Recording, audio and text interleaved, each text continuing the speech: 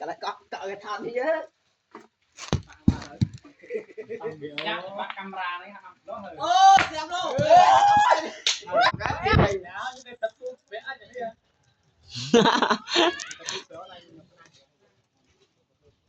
gì cái chạy cô từ nên hẹn tăng luôn kìa Tao nhớ mày khang mày. có mà cô đi cái nào đây cái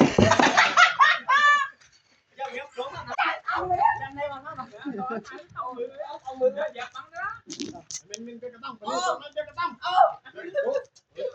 ôi dạo mình thì chưa cơ đấy tùng ngó tay cái đấy bây giờ rồi ơi tay kìa đó